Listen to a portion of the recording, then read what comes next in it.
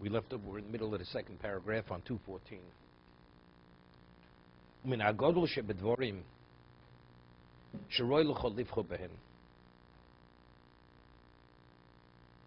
Klilus mados elokim balechaim v'tzemach adomo. If you want to reflect on and to appreciate the gifts that God gives to existence, to living creatures and to vegetation,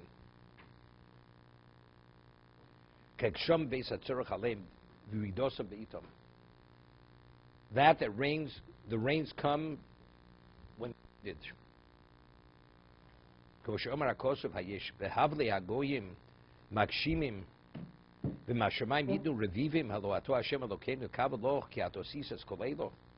Among the, he says, the false gods,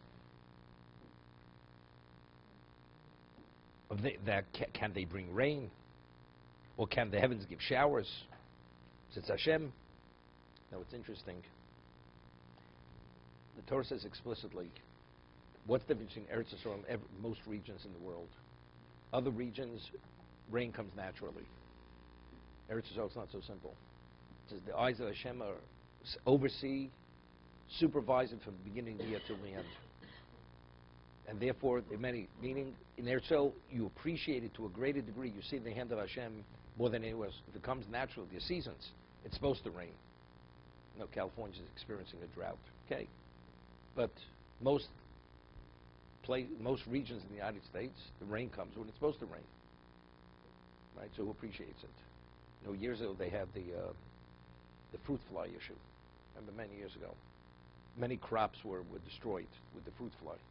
Whoever thinks of this, you know, infestations, you know, and blight, or whoever thinks of these things. We're not exposed to this, and especially today with we have a global economy. You know, you don't have it here, we import it from somewhere else. You pay a little bit more for it. The whole concept of not having, you know, there's a drought, you use more water, you pay a little more for it. So, you know, you don't. So do you ever appreciate anything? But if, you know, the Gemara says in Shabbos, the 6 sections of Shas, Zroim is referred to what? As Emunah. Emunah. That's the Gemara quotes a pasuk. Why is it called Emunah? Zroim. This is agriculture. Because you could have the most fertile ground, you could have the best seed. If it doesn't rain, you're going nowhere. So the farmer has Emunah. Naturally, he has no choice. He has to pray to God that the rain should come when they're supposed to come. If there's a locust, he has a problem, regardless. Whatever he does, you can't protect it. What do you do? So there's Emunah. He has to have Emunah. Without Emunah, he can't go forward. He cannot succeed. V'omar lo omru b'levavim nira noas Hashem elokeinu hanosin geshem yoro malkosh b'ito. We should fear God, who provides rain, various levels of rain, in that time. Shvuos chukos kotzi yishbalonu.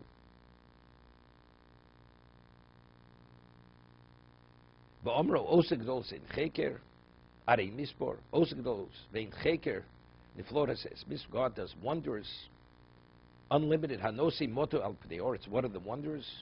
He provides rain on the face of the earth. Shlech mayim al pnei chutzos, and the water flows outward. Loshum shvolim lemorom, to rise on high those who are low. Losum shvolim lemorom v'kojim sogvu yesha.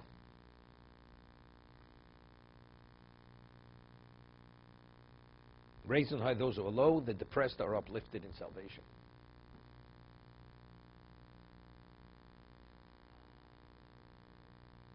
No, that's why people shouldn't be impressed.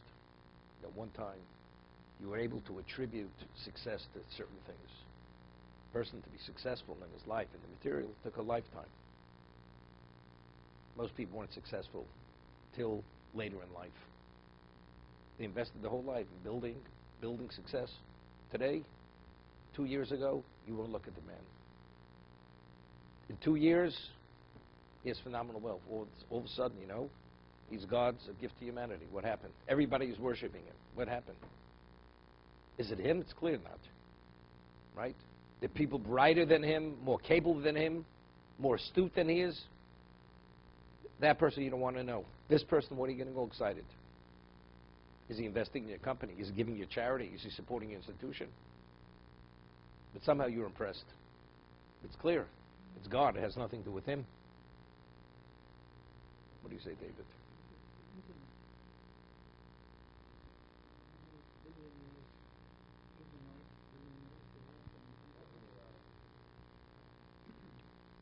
You know, it's interesting.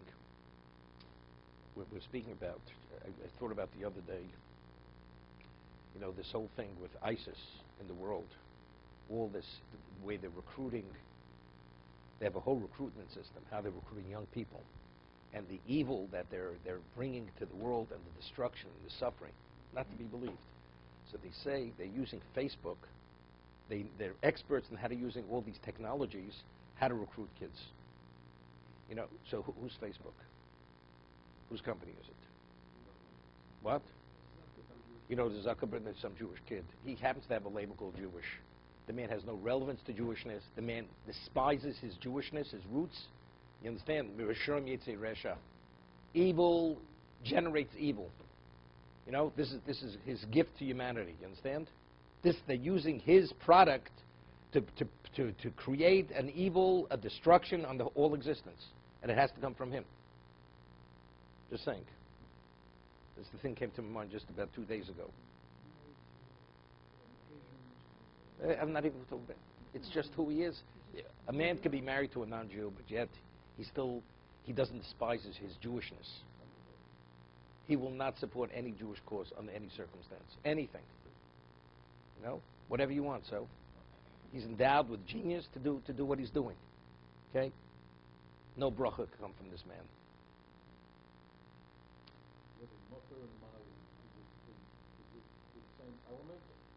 Mutter.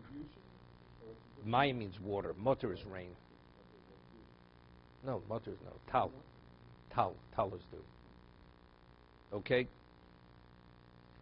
Umenatema besibas amazonas min azroim.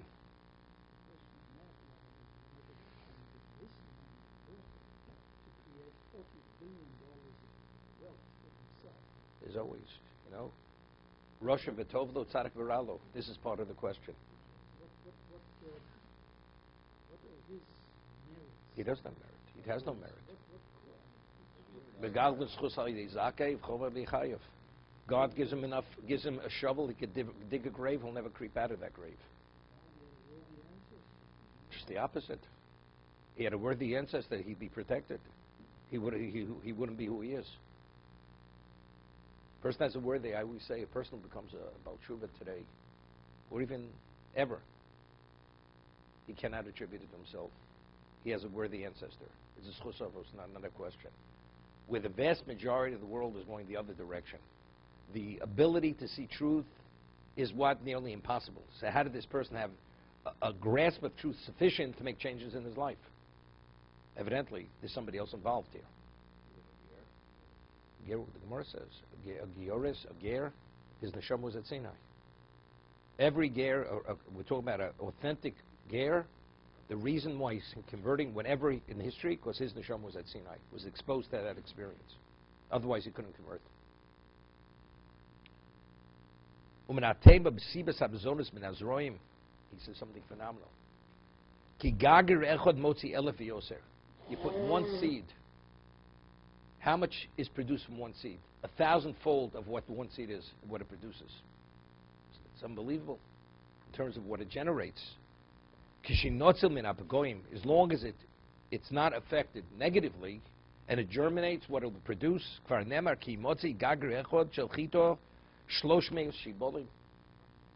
One seed, one kernel can produce 300 sheaves, ears.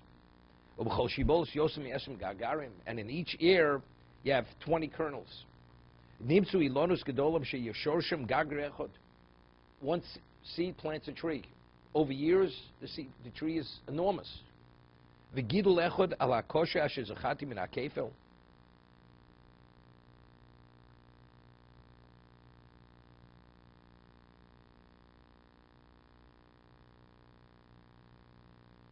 it's interesting. You read about bamboo. Somebody, I think, in not far from Teaneck or Englewood, they planted bamboo. Bamboo, once you plant it, it's uncontrollable. Uncontrollable. And the strength of bamboo, you know, it could pierce almost metal pipes once it grows. And something, once it goes, it's unbelievable what it is. So that's a negative. It's not a positive. That's why you find it in the Far East, not in our regions. You know? What?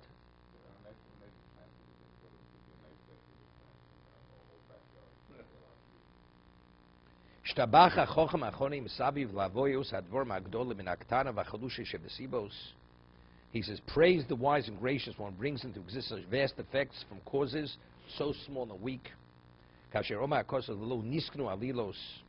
By him all feet are. I just want to mention what the Ramchal says. It's very interesting.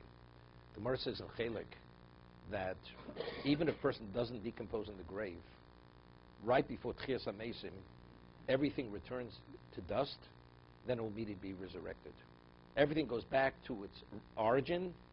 You come from dust, and you go back to dust. Everything has to go back to dust. And then immediately, after they decompose to the point of dust, everybody's resurrected. I mean, the ones who were the resurrection. So the Ramchal says, when you plant something, everything exists, you plant something, how does the seed grow? It germinates, it rots to a point of almost non-existence, and then when it reaches a certain point, then it begins growing. Then the growth becomes. So the growth of a seed is a replication, a model of what Tchias HaMesim is. That's what it is. Everything goes back to nothing, and then it comes back again. To be continued.